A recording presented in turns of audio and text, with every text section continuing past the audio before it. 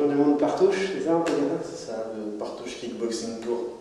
Donc tu es champion du monde à 1, meilleur kickboxer mondial. Je suis champion du Partouche Kickboxing Tour en E1. Donc j'ai battu le champion en titre, Vedat Odouk, le Turc. Donc j'ai fait un très très beau combat, on a fait une belle guerre et donc suite à ça j'ai pris sa ceinture. T'as pas fait qu'un seul combat pour arriver là? Non, j'ai pas fait qu'un seul combat, c'était le dernier, ça c'était la phase finale. Donc j'ai fait 3 combats auparavant, tous gagnés par KO d'ailleurs, les 3 combats. Et juste le Turc qui m'a donné un peu de fil à retordre et qui voulait pas tomber donc. Enfin un super premier round quand même. Ouais, j'ai fait un bon premier round. Je n'imaginais pas ça du tout. Je n'imaginais pas pouvoir le coucher. Je pensais faire mon travail, tourner autour de lui. Vu que je l'avais analysé, c'était un boxeur que j'avais déjà affronté une fois. Donc je pensais tourner autour de lui et piquer comme l'abeille. Et donc finalement, c'est passé le trou. J'ai vu le trou au premier round et c'est passé. Là, j'ai pas perdu de temps. J'ai tout de suite saisi l'opportunité et ça a payé. Son clan a voulu jeter la serviette, lui il n'a pas voulu. Tu t'es Son rendu coach, compte de tout ça, ouais? son coach a voulu jeter l'éponge. D'ailleurs, j'étais content. J'étais dans le coin neutre. Je me disais, vas-y, jette. Et finalement, non. Donc, il a eu raison parce qu'il a fait un très beau combat. Ensuite, c'était un guerrier. Donc, comme quoi, parfois, il faut écouter le boxeur parce qu'il sait s'il est capable ou pas. Il y a quand même une nuance de lucidité dans son jugement. Donc, il a voulu jeter l'éponge, le coach, et finalement, non. Ouais, le deuxième round, c'est que tu essayes de le gérer ou c'est que vraiment lui... Deuxième round, je me suis rendu compte à la fin du premier, je me suis rendu compte qu'il avait récupéré un tout petit peu. Le deuxième, je me suis dit là, il a vraiment récupéré, bon, il a une minute quoi, pour récupérer. Donc je vais faire comme le premier round, enfin comme j'avais prévu de faire, c'est-à-dire je vais tourner et le trou va se représenter, donc je vais ressaisir ma chance. Donc, je ne me suis pas emballé, quoi. Voilà. Et du coup, arrive le troisième round, et là, un extra round, il considère qu'il y a égalité, les gars? Troisième round, bizarre, parce qu'il y a un knockdown quand même. Ouais, il y a un down.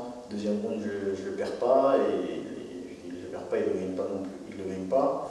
A priori, il pense qu'il l'a gagné, parce que... A priori, peut-être, hein, mais le troisième round, pareillement, il est à moi, parce que je sais que je suis en avance, et à la fin du troisième, je m'amuse, je gère. Et donc là, surprise, de toute façon je savais que ça allait arriver, hein. Je savais qu'il y avait une entourloupe quelque part. Donc surprise, extra round. Psychologiquement j'étais prêt, physiquement aussi j'étais prêt, puisqu'on a bien vu le quatrième round, je l'ai tenu, je l'ai géré quoi. Et donc, alors que la plupart le quatrième, tu méfies de partout. Là j'étais en train de le finir. Et donc j'étais surpris, mais en même temps pas surpris. Donc j'étais un peu déçu. Je me suis dit c'est dommage que ça se passe comme ça, mais bon, ok, il n'y a pas de souci, je vais faire comme si c'était le troisième. Et donc j'y suis retourné et j'ai continué le travail. J'étais plus précis que lui, mais alors largement, moi je suis intact. Alors que là on est à 2-3 jours du combat, j'ai rien. Et lui je suis pas sûr que si on le prenait en photo, il aurait la même tête que moi. Donc j'étais plus précis que lui parce que voilà, je voyais les trous. Après il était touché aussi, il y avait une grosse hémorragie nasale. Et en tant que boxeur, s'il y a des boxeurs qui me regardent, ils savent très bien quand tu as une hémorragie nasale en plein combat, ça gêne énormément. Donc j'ai été plus précis, c'est ça qui a fait la différence. On dit souvent que tu parles beaucoup, tu crées le buzz sur internet. Là tu prouves que tu as les armes qu'il faut pour suivre derrière. C'est ça, c'est vrai que je parle beaucoup, mais en même temps je ne pourrais pas faire autrement, je ne me vois pas boxer sans parler. C'est ce qui te met la pression. C'est ce qui me met la pression, c'est ce qui me l'enlève, c'est ce qui me la diminue, en même temps elle m'en rajoute, donc franchement c'est inexplicable. Pourquoi elle m'en rajoute? Parce qu'il faut que j'assume mes propos, donc je me mets encore plus de pression, donc je me dis putain là j'ai parlé, j'ai plus droit à l'erreur, et elle m'en enlève parce que le fait de faire le clown, entre guillemets, le fait de faire le show, le spectacle, d'un côté ça me déstresse.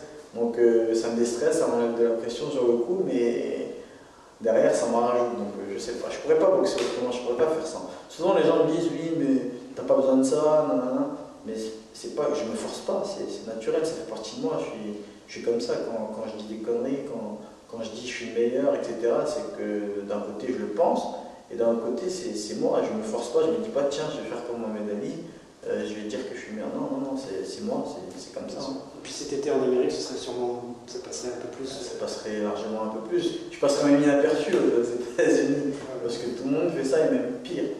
Donc c'est pour ça, ça me fait rire en France quand on me dit oui, mais t'es égocentrique, t'es. Ouais, d'accord, si tu veux, tu penses comme ça, mais parle-moi s'il te plaît, vas-y, continue. Ça me fait de la pub. Voilà, ça me fait de la pub. Moi, je trouve que c'est bien pour le public d'ailleurs. Ah ouais. Du coup, là, il y a le public qui va t'attendre probablement pour ta prochaine bataille, prochaine guerre. Le 31 octobre en Angoulême. Bah, c'est bien parce que c'est juste après ça, donc là j'ai prouvé que. Enfin, j'ai montré que cet été j'ai pas fait que manger.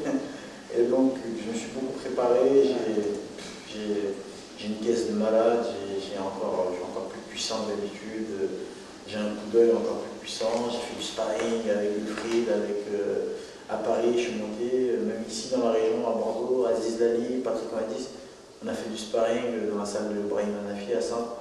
Et même eux m'ont dit que là j'étais vraiment encore mieux qu'avant, les séjours en Hollande m'ont vraiment apporté.